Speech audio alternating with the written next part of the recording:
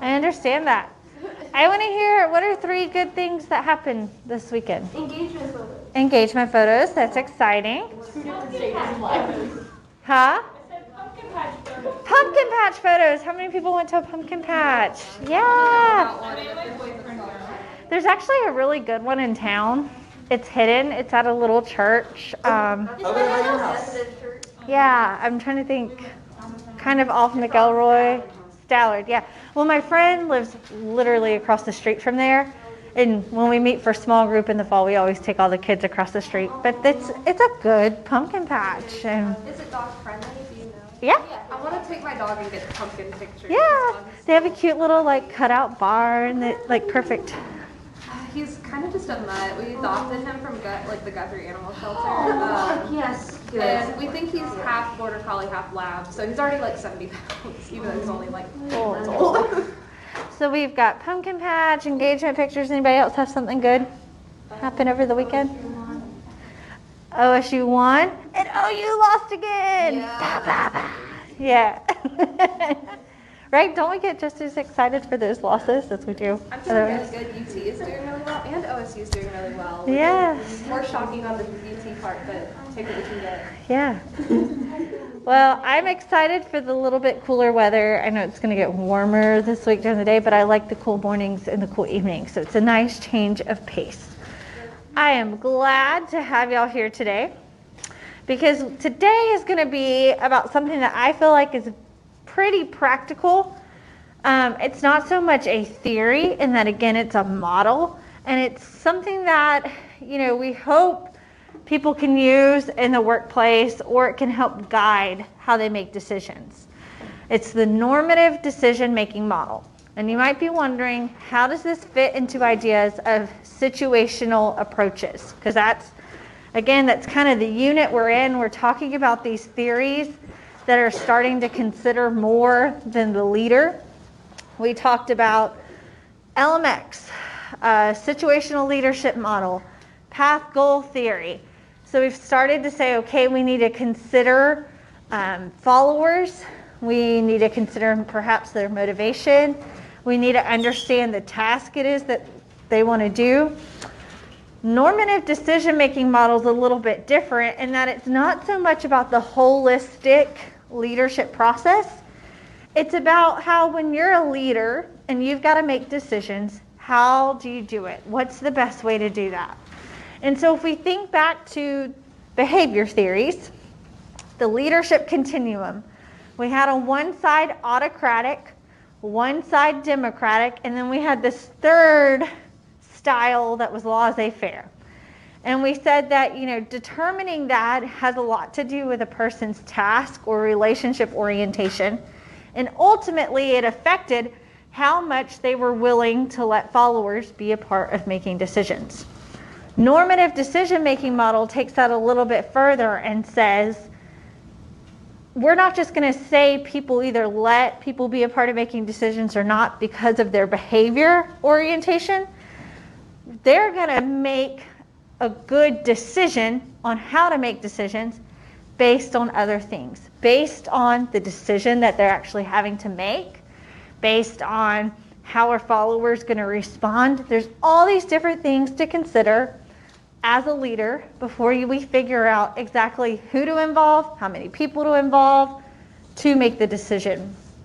And so that, again, is the big premise of normative decision-making model. You'll see it abbreviated as NDMM, just because it's a lot to say or to write out all the time.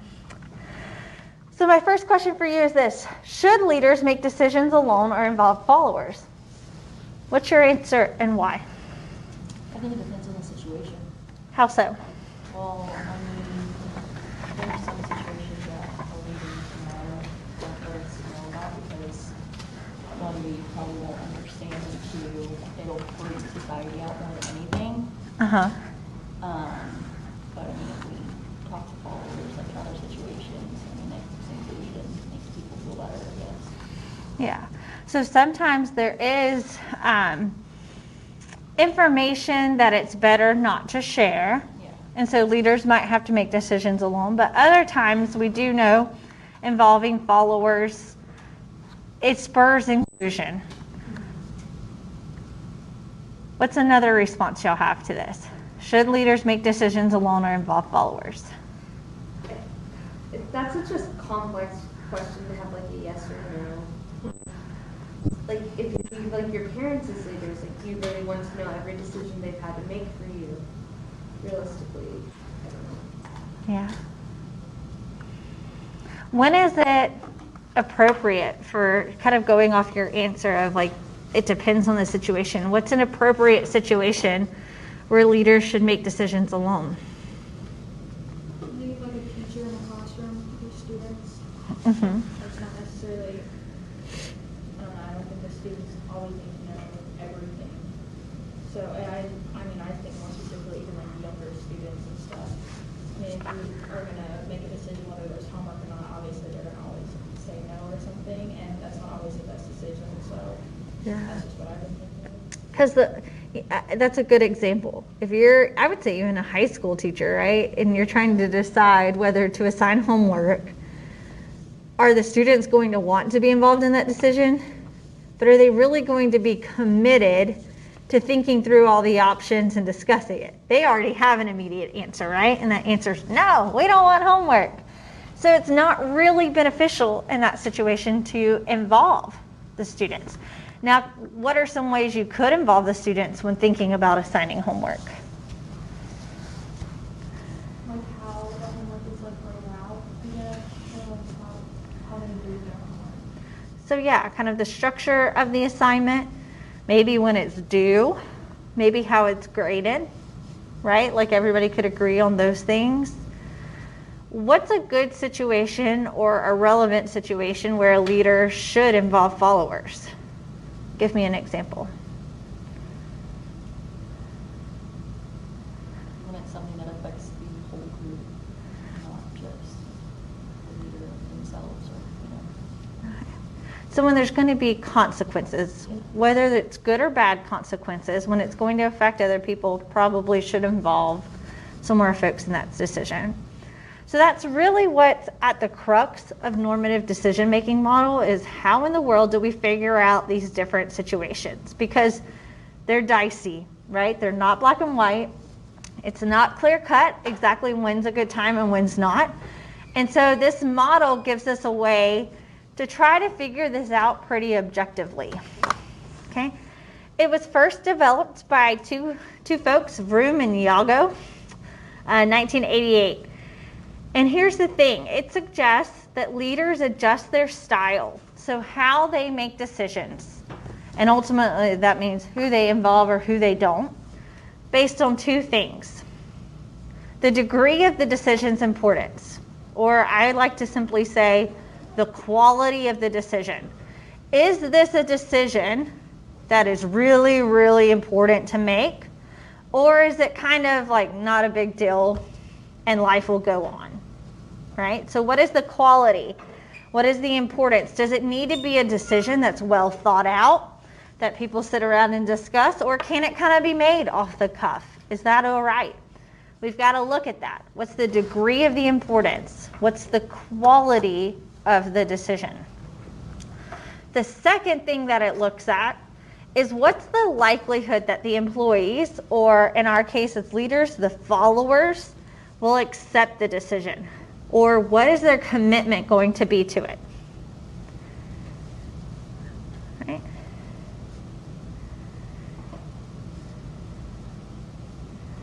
If the city of Stillwater and the mayor decides to implement a mask mandate, and they've got to decide how to make that decision, they've got to think through what is the likelihood that the citizens of Stillwater are going to be committed to our decision, whatever it is we decide? Or is everybody, will it not matter what our decision is, everyone's not going to be committed to it, right? We don't have the decision yet, but do the people trust us enough that whatever we decide, they're going to be committed to it? So quality of decision and the commitment of the followers to the decision are the two big things that really are a part of the normative decision-making model. There's four different leader styles that are a part of this. And when we start looking at the model itself, it's actually kind of more of like a decision tree. Have y'all ever used a decision tree in like biology to figure out what an organism is? You start at the top and you're like, does it have a spine or not? Yes or no? And then you move to the next question based on how you answer that one. That's kind of how this model works.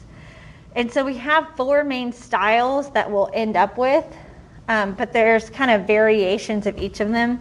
But the first one, we've heard this word before, autocratic.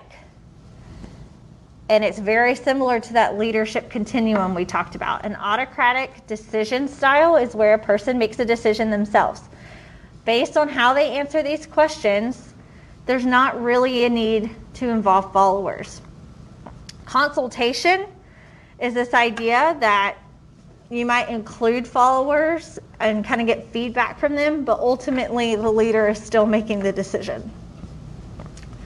Group is where you do put people together to build consensus on perhaps how to solve the problem or how to make the decision. So the leader is still heavily involved in facilitating that consensus building process. And then delegation.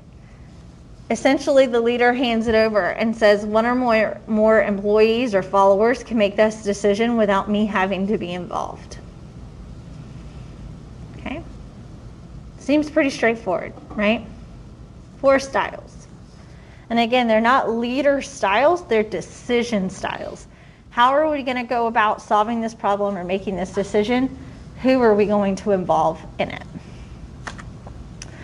And so there are 8 lovely questions that we ask that are a part of our decision tree.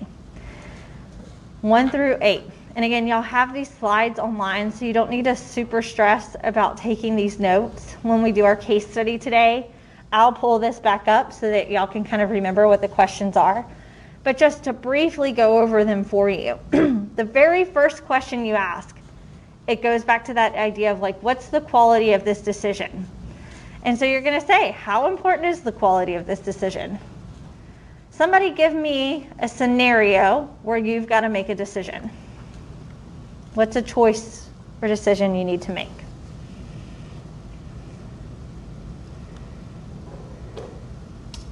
When I graduate, if I'm going to stay here or go back down to the Okay, so the decision that's got to be made is, what do I do after graduation? Do I stay here in Stillwater or do I move back home? How would you say the quality of that decision is high or low? High. High quality decision. Okay, so we've got that answer. So you would kind of beside number 1, you'd say high. It's a high quality decision. Commitment requirement. How important is follower commitment to the implementation of the decision?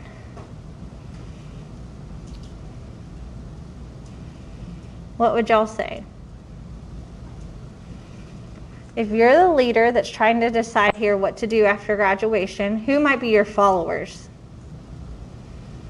Family, friends. Family, friends. So do you need your family and friends to be committed to this decision in order to implement it, whatever you decide to do? Not necessarily. So for you personally, you say not necessarily. Did some people say yeah? So it could go either way. Let's go with low, since this is her scenario. We'll say the commitment requirement's low. Or we would say no, don't really need it. Number 3, leader information. Do you as the leader have enough information to make a high quality decision? Do you feel like you have enough information? Oh, no. No. So we'd say no. I can't do, that's kind of saying, nope, I don't know everything about this situation. That was very quick no. So the structure of the problem. Is the problem of deciding what to do after graduation, is it clear and well structured, or do you feel like there's a lot of unknown? A lot of unknown. So we would say it's pretty unstructured, so it's not structured. We'd say no there. Commitment probability. How likely is the follower commitment to the solution if you made this decision alone? So again, your followers in this situation are family, friends. Would they be committed to whatever you decide if you just decide on your own? Yes. So we would answer that one yes. Goal congruency. Do your followers agree with and support organizational goals? In this situation, you are the organization. So do your followers typically support the things that you stand for, that you're trying to achieve? They'll go along. They'll go along with it. So at least support. Yeah. So we would say yes there. Employee conflict, number 7. Is there going to be conflict among the followers over the solution or the decision that's made? Oh yeah. Oh yeah. Not everyone's going to agree on what should be decided. So you would say yes there. And then 8, we have subordinate information. Do your followers have enough information to make a high quality decision? So if you did choose to involve them, would they have enough information that would be pertinent to helping you make this decision? Sure. Yes. Yes? What would maybe would make you say no to this situation, trying to decide what to do after graduating? They may have something different in mind for you. I mean, like they want you probably, I know like on her perspective, they may want her to come home because she is from California and they don't see each other that often. Yeah. So like their decision is going to be more heartfelt, whereas maybe hers is a little bit more, what am I going to do with my life? Yeah. I would maybe lean towards no on this one, just like maybe they don't, and it just depends on communication, right, between the leader and followers. Do they know the job offers that you've had? Do they know the opportunity comparison between one place or the other? Luckily, like both my parents went to college, so when it came to figuring out going to college and getting a job after college, I felt like they had a lot of that information to help me out, but neither of my parents went to any school beyond that. So when I decided to get my master's, I remember my mom being like, I have no idea how you do this, so like I'm gonna support you, but I can't really give you any advice, and that was the first time that I was like, oh, I am officially on my own for I've reached a point beyond what their experience is, right? So we've got to consider that idea of, if we involve followers, are they actually going to have something to contribute in making that decision or not, right? Like the last thing we want to do is, if we're deciding who to put on a football team, is to ask a ballet instructor, right?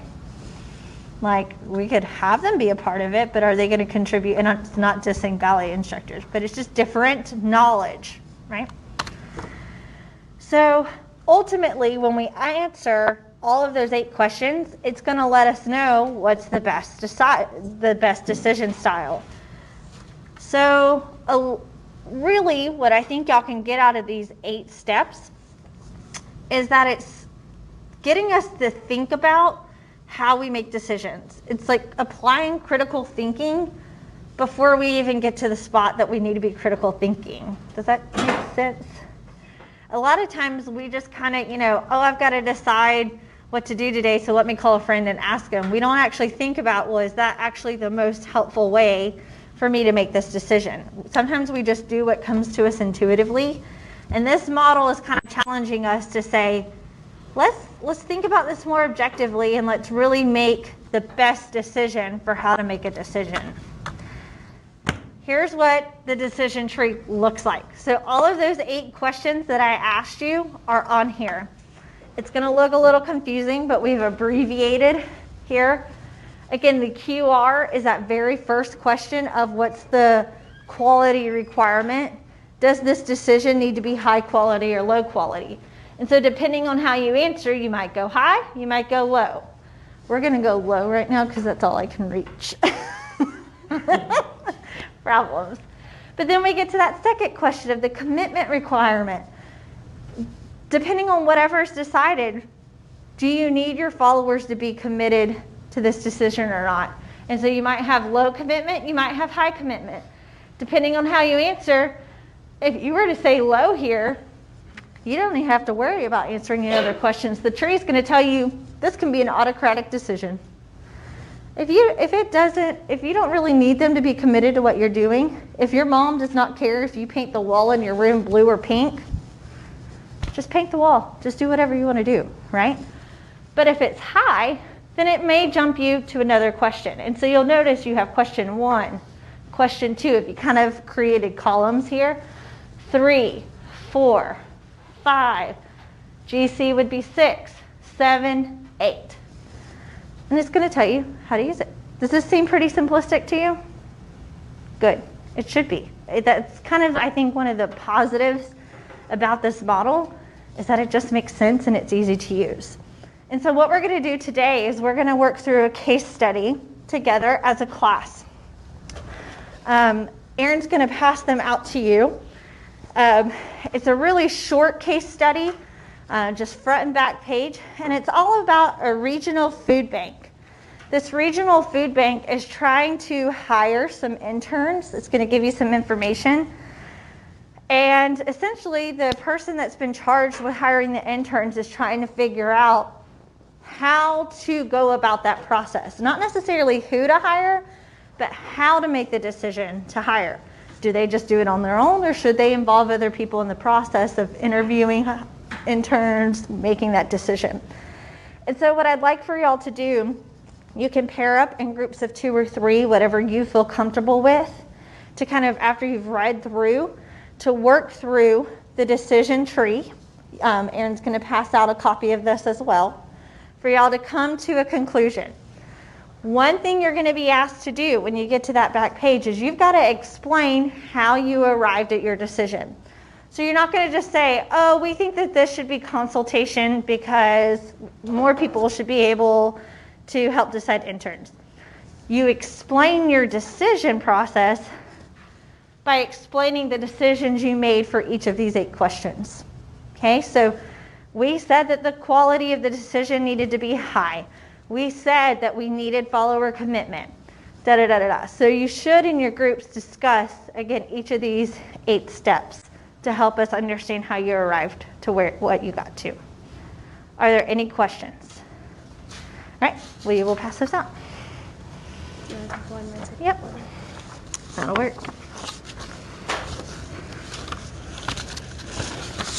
Thank you. You are welcome.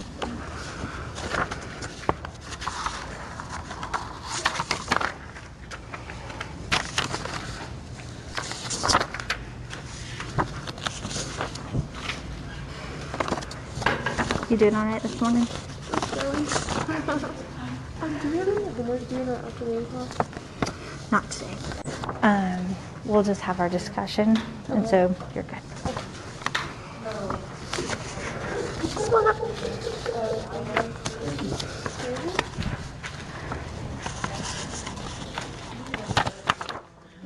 You're welcome.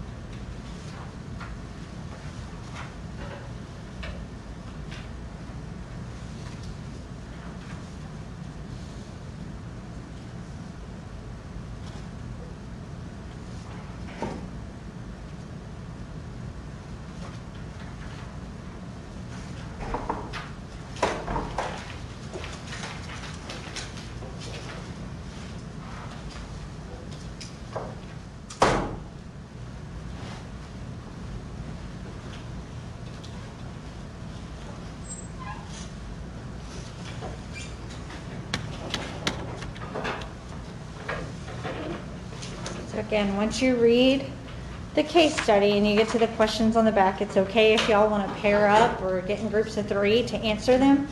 Just make sure that you each answer on your own page so that you can turn this in today. I really wish we could just bust some of these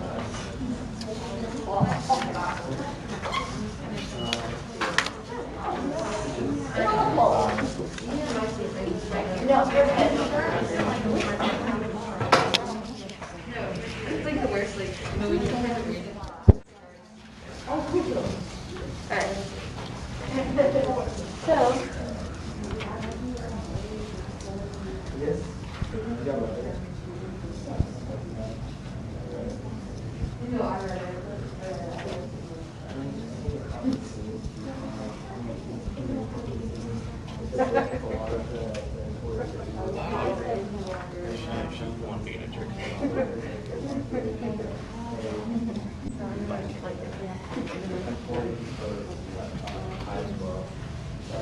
I bet y'all never thought you would have a class where you had to sit on the floor to do group work. That's okay.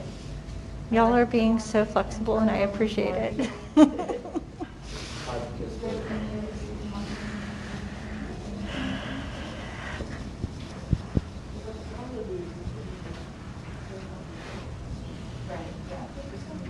Okay.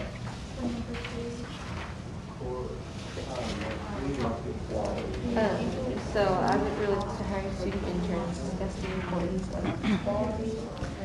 So I don't know if you were in here when I gave directions, but you're just simply reading the case study. Okay. And then you're using the decision tree to try to figure out, as the person hiring the interns, should you involve other people in the decision-making process? Who should they be? How to go about doing it. Okay. And so when it asks you to like describe, once you use the decision tree and get to a decision style, it'll ask you, how did you come to that decision? And essentially you just need to explain like how you decided for each question what to answer based Okay. on what you know. Okay, thank you. Yeah.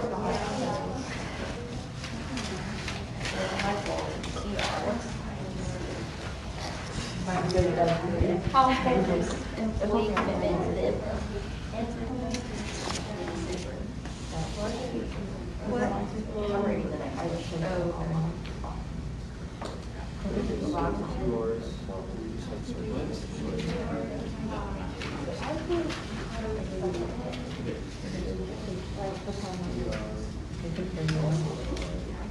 I mean, honestly, they're pulling out it because they're going to be one of the ones working with the insurance.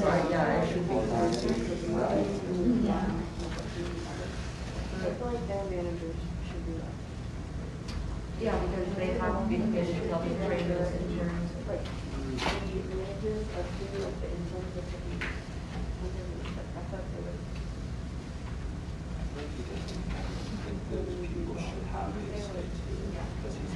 So if you say like high.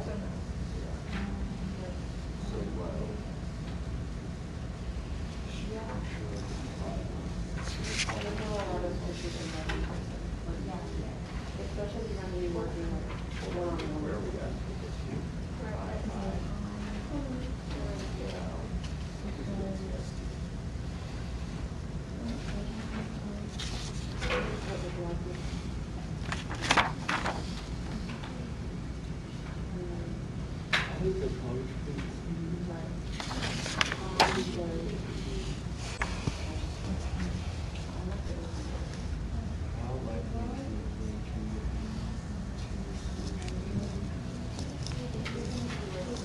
Let me grab a couple extras. Yeah. Okay. Just a couple of these. Okay.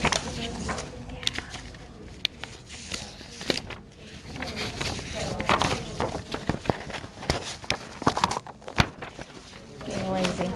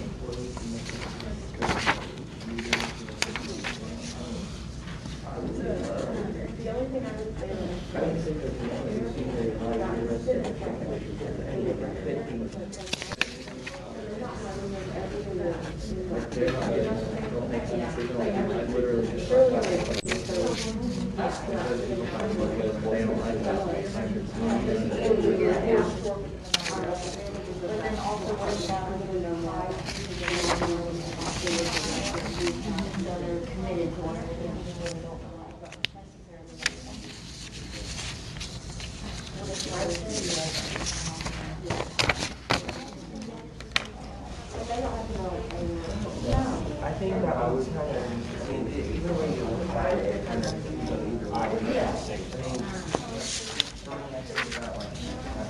Yes. she hired people that obviously we didn't get along with, but we had to work with them. But our commitment to work with them wasn't very high. Does that make sense? I mean, it's Like, just a problem solution.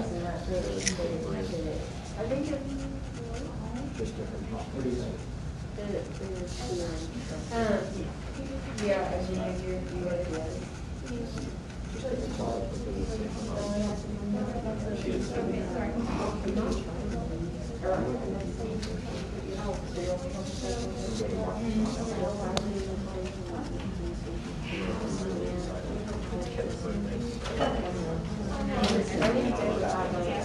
The GC, I'm missing, do the employees agree with this employee?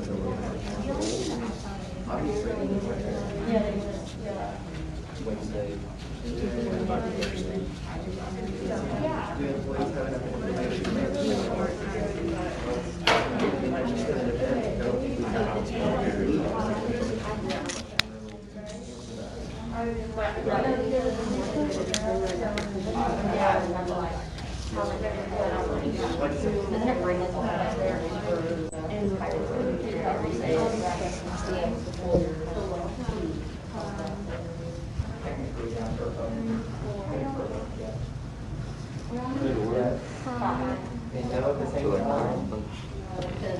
So I'm like, oh, person, high priority or low, then I don't understand necessarily how I'm supposed to define like my. So which one are you stuck on? I'm still on one. On one as far as, So I know it's like, I know it would be high quality, but I don't understand like necessarily how to explain that. okay. So why is it important that a good decision's made? So essentially you're saying like, does it need to be a good decision or can it be kind of like a off the cuff, if there's bad consequences, who cares kind of decision? So I just kind of need to say why I think it's an important decision. Yeah. Okay. Yep. at least involved a little bit about it because they are the ones that are going to be training and working. They actually spend a lot of their time. How are y'all doing back here? Good. Good. Okay. Awesome. Kind of like you said, they're spending time with the employees, so that's going to give them some information. They know about the jobs that they're doing. Do these people seem qualified for those jobs? Like, think about all the different aspects of the training. How are y'all doing over here? These people, like, they're gonna know people who apply if they're not part of the decision making full way. But also keep in mind that, you know, people like certain people better. Are they choosing because they like them because they like them, or because they do a job? Yes. What is the definition for the group decision style? The group decision style is that you bring people together to come up with like your consensus building. So everybody has a say in the decision that's made.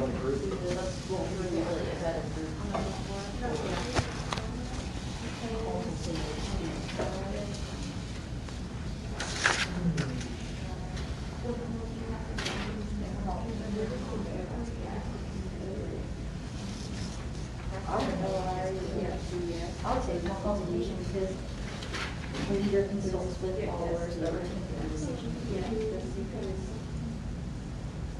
I have to agree on that.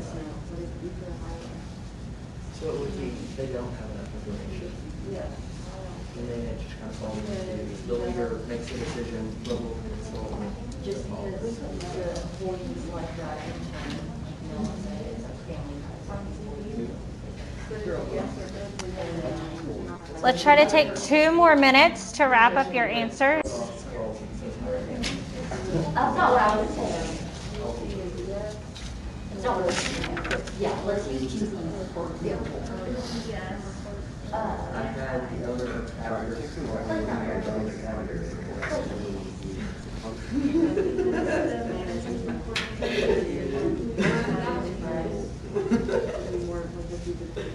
Yeah, we were really.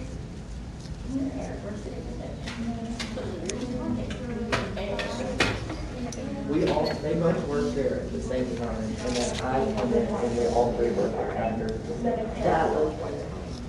Shit show.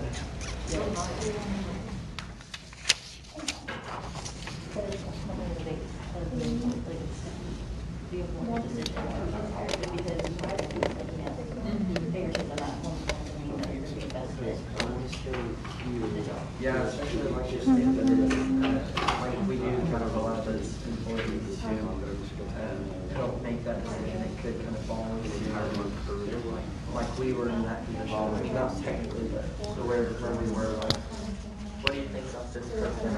Oh, I know him, I went to junior college with him, we're friends, you're obviously gonna give me a pretty good.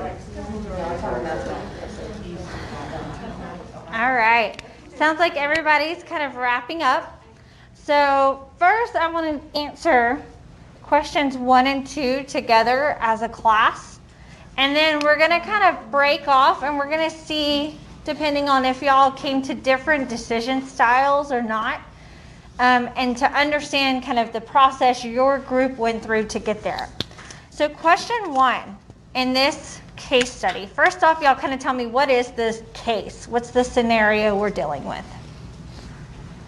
Basically, they're just trying to find 3 interns that are going to fill a position, or 3 different positions, and there's a good possibility that they could stay for the long run and actually have a complete job there. All right, so we're needing to hire 3 interns. We kind of have this history of hiring full-time these people who intern. Is this like a local food pantry, or is this kind of like a big regional big food bank? Pretty big deal. Regional. So there's a lot that goes on here. So for question number 1, as it relates to hiring student interns, what's the importance for the quality of the decision that has to be made? What did y'all say in your groups? Everybody say hi? Why did y'all say hi? Why does this need to be a high quality decision? Well, it mentioned in the scenario that the intern, or like all full-time employees were past interns. All full employees were past interns. So again, we kind of go back to this idea of we're kind of using this as a way to train people to come into the job full time. So I think of companies like Tyson and JBS that come here to our career fairs and are hiring for interns. It's a pretty serious process to them because they're investing time and money into people that they want to be able to hire long term. It's not just a summer experience for them, right? So I think I would agree with y'all there. It's a high quality decision. We need to really think about who we're hiring. So for number 2, first, did y'all identify any employees at the food bank that need to be committed to which interns are hired? Who needs to be committed to whatever decision's made? The managers and coordinators that they're going to be under. The managers and coordinators that they're going to be under. So it's interesting, in this situation, the executive director is the person that's charged with hiring interns, but yet are the interns really going to be working with the executive director? No. So what is the importance of employee commitment to the decision? Is it high or low?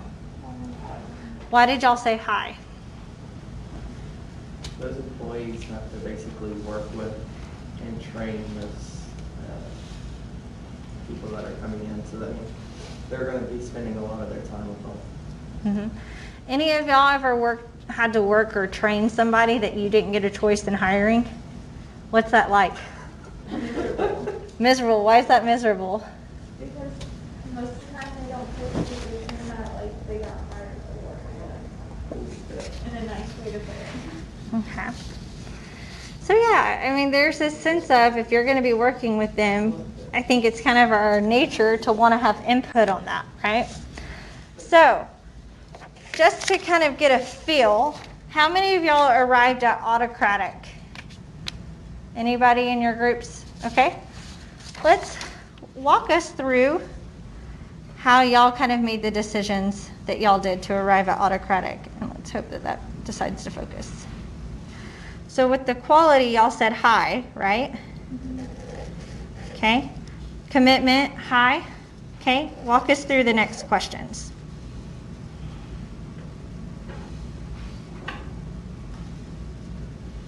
Leader info. Did you feel like the executive director has enough information to make this decision themselves? Why so?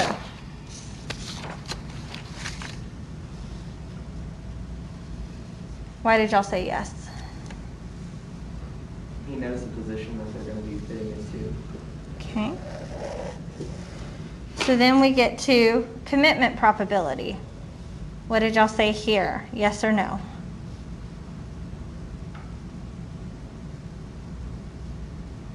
Yes? Okay. And so because of that, the decision tree said you don't even need to worry about the other questions. Autocratic.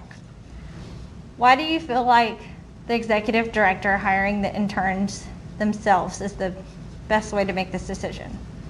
What did y'all say in your group?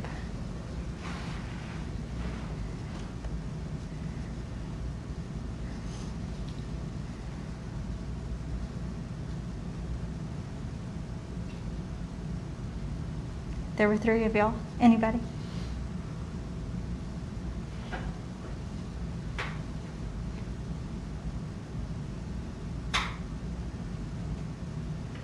I don't know, like, in a way yes, in a way no, but like, yes. Okay. So why do you feel like this works? Why do you feel like the executive director just saying, hey, I know we've got to hire 3 interns, let me just do it, is a good way to make this decision? That way, like, I don't know how to explain it. I can think of a few things. So, I mean, Because he doesn't want to step with all the BS, I guess, is a, like, nice way to say it. yeah, the more people you involve, the more complicated it gets, the more personalities you have, right? And I mean, I think about too, you have these other directors, managers that, do they necessarily have the time to commit to interview however many applicants there are? Maybe not. Maybe that's the reason why the executive director, this is part of their job. I don't know. I think that could be an easy justification to support this being an autocratic decision. How many of y'all arrived at consult or consultation? Okay. We already know that you said the quality is high, commitment needs to be high. Leader information, what did y'all say? Does the leader have enough information to make this decision on their own? Yes. Did everybody say yes? Anybody say no? Let's play devil's advocate here. What would be a reason we could say the executive director doesn't have enough information to make this decision? You don't want to interns or who's applying for the intern position until you interview, until you see their resume and kind of get an idea of who it is. Exactly. What about the executive director's experience themselves? Might not understand what goes into the job and like what the intern needs to do, so what skills and qualities do they really need to have to be hired for that position? Yeah, maybe the things that the executive director thinks is important might not be what's really needed for that particular internship position. But y'all went with yes, so we're going to go with yes. But just kind of getting y'all to think again, like, what are some of these other factors to consider? Commitment probability. Are followers going to be committed to this? Like, what are the odds, regardless of what the leader decides? What's the probability they'll go along with it? It just kind of depends on the situation. Mm-hmm. We obviously said no. Yeah. That's the only direction to go. But, I mean, if, like you said, the leader or whoever just makes that decision, and that person comes in, and like you said, like they don't really fit that position, and they don't really need to be there. And so the employees kind of have to know what's going on, and they can kind of help, in a sense, fill out what's needed that person Mhm. needs, or that kind of thing, for them to be able to fill that position. Yeah. You know, I think about that, you know, in the past, I've had to work with somebody that, again, I kind of had no choice in who I got to work with. So I don't know that I invested in as much in their personal development as I maybe should have, because to me, they weren't the person I probably would have hired for that job. And so my probability of being committed was low. So I probably would have answered no here with y'all. I think that's kind of normal in a work setting. So goal congruence. Based on what you read about just the company as a whole, does it seem like the people, the managers who work for this regional food bank align with what the food bank says they stand for, what their goals and stuff are? Yep, so y'all answered yes there. Anybody answer no? Okay, so that has us skip then that question as far as employee conflict. So we get to subordinate information. So now we're thinking, okay, if we do involve the managers, like y'all said, in making this decision about who to hire as an intern, do they have enough information to make a good quality decision? No. Why did y'all say no? Well, because they're not the ones that are in an interview process, they're not getting a feel for the intern or the prospective interns. Okay. In a sense, kind of, is it FERPA? Isn't that what it is? If you can't share their information. Like share- That only applies to education. Okay, well, there is another one, but I don't know what it's called, but. It's an HR law. Yeah, it's kind of the same concept, that you can't share their information, so they don't really know 100% of what that employee or potential employee or whatever has done, or that kind of thing. Okay. So we can see here how y'all arrived at consultative or consult.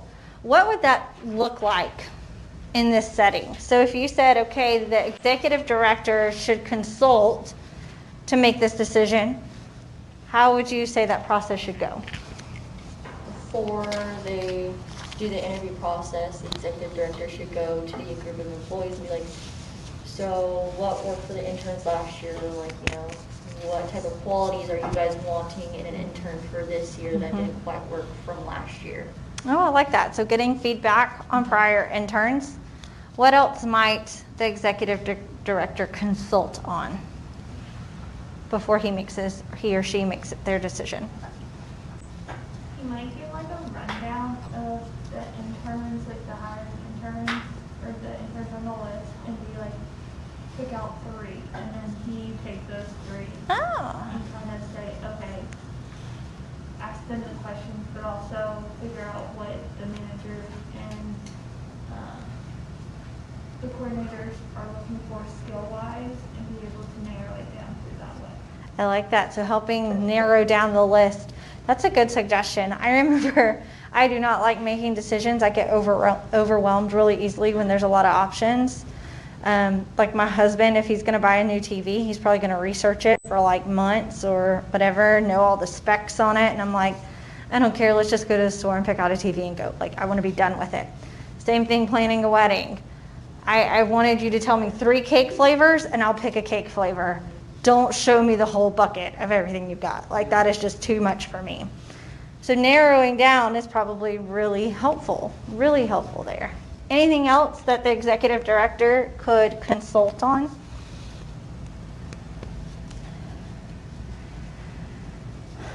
We mentioned earlier that the executive director may not know the actual like day-to-day tasks of what these interns are going to be doing. So maybe that's something he consults on. He's like, hey, let me get a better grip on exactly what these interns are going to be asked to do.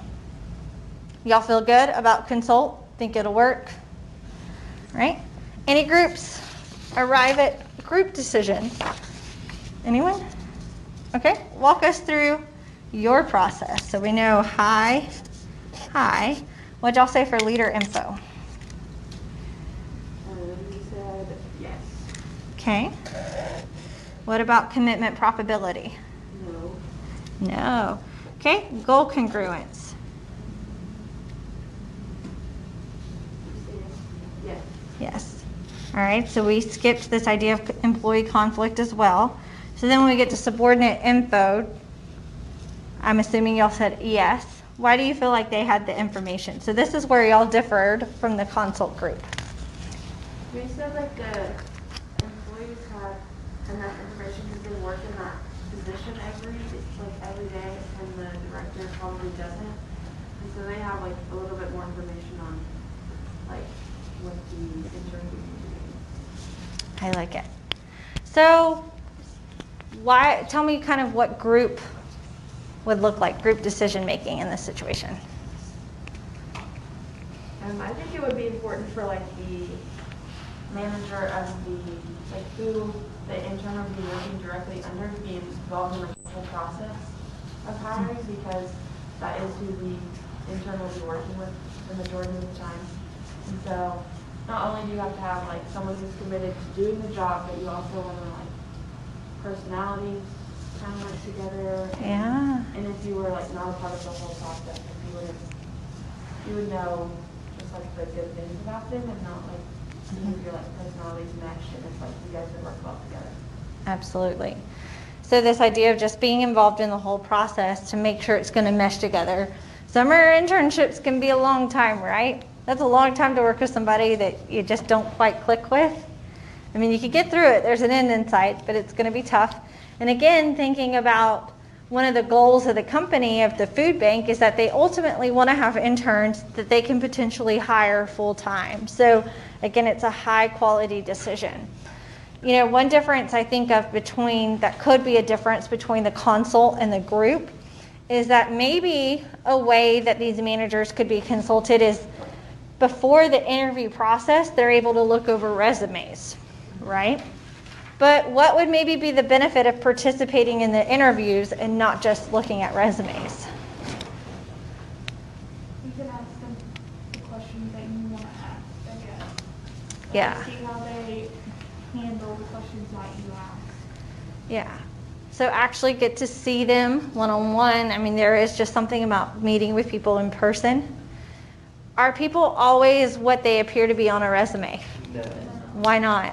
Well, you have time to sit there and write your resume. I mean, you can sit and kind of fluff and BS your way through it. Whereas in an interview, in person, I mean, it's a little different. You're a little bit under stress. You're under the pressure of all the questions and all that stuff, and your truth kind of shines a little bit. Yeah. So I think you kind of have both situations that can happen with resumes sometimes. Either people look really great on paper and then you get them in an interview and you're like, are we sure this is the same human being, right? Like someone helped them do a really good job editing their resume and not talking about interview skills. Or we have, on the other hand, someone that maybe didn't invest as much time in their resume, but then you get them in an interview and they're dynamite, right? Like, and you're like, dude, if you would just add like 3 things to your resume, it'd be awesome. You didn't even mention this experience, or, you know, and it's like, sometimes that happens. And so you do kind of run that risk sometimes. After hearing all 3 options kind of laid out for us, which do you think is the best now to go along? Would you, and maybe this goes into question 5, would you use the same decision style for all interns being hired, or do you think it might be different depending on the marketing intern or the community gardening interns? What were y'all's thoughts there?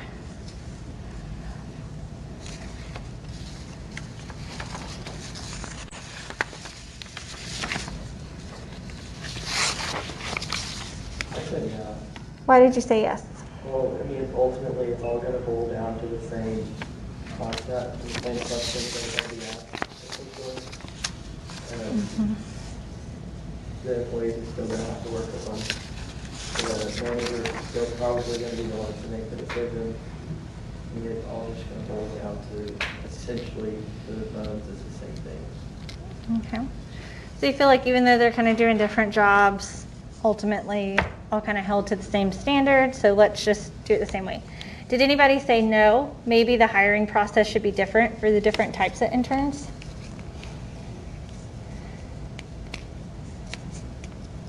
Okay. Why did you say no?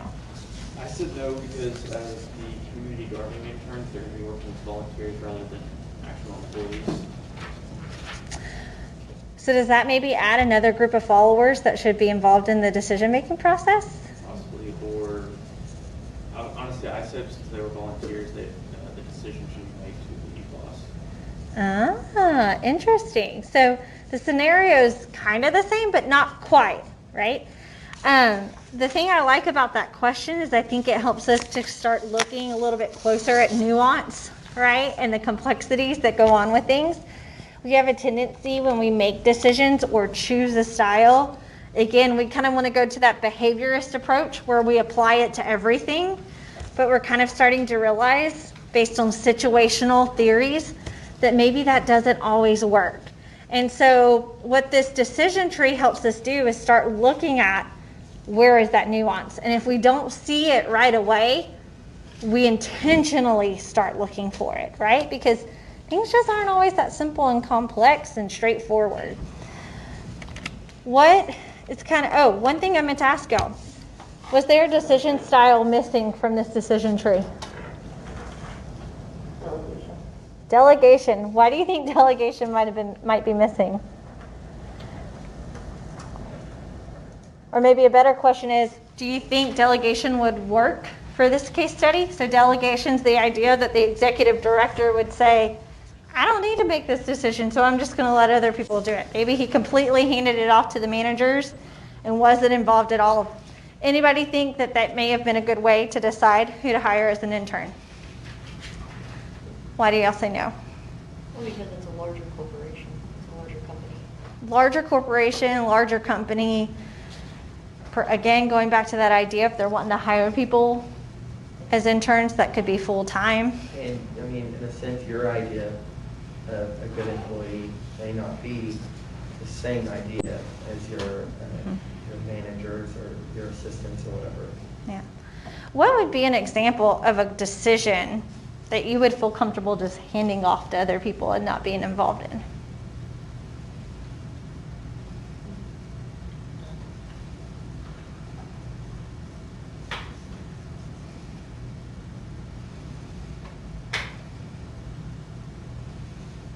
Maybe for this food bank, it would be the decision of what color t-shirts the interns get when they're hired, right? As the executive director, do you really need to be involved in that decision? A little bit below their pay grade, right? What would be another decision that maybe the executive director doesn't need to be a part of when it comes to the interns?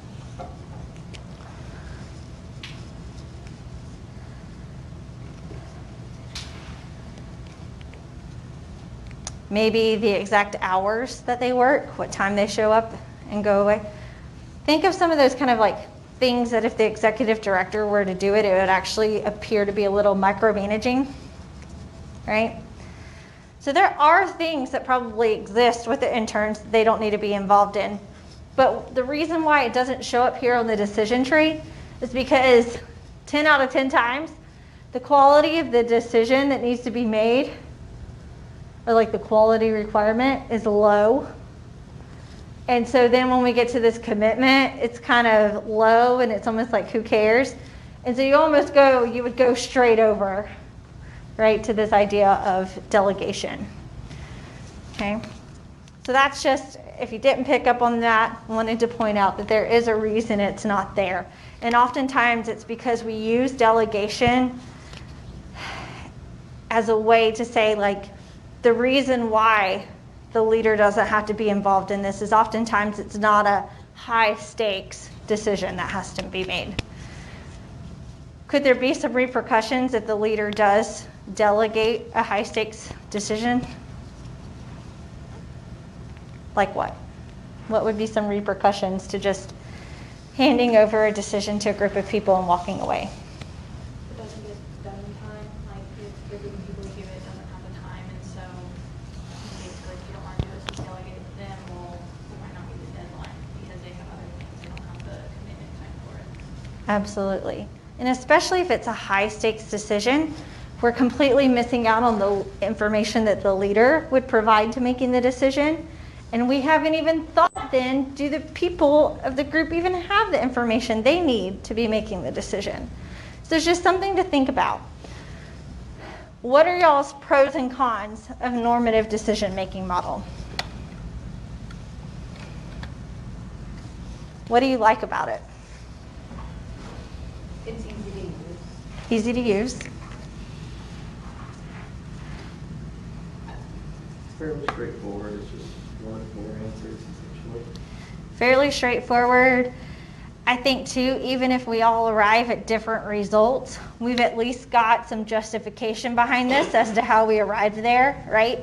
Again, we're not just making that flippant, intuitive decision to consult people or not, right? We can explain why we did that. What are some cons, things you don't like about it?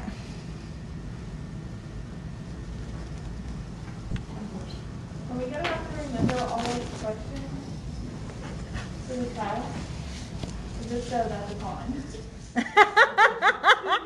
I think that's fair. I mean, it's straightforward and easy to use, but there are 8 things you've got to think about.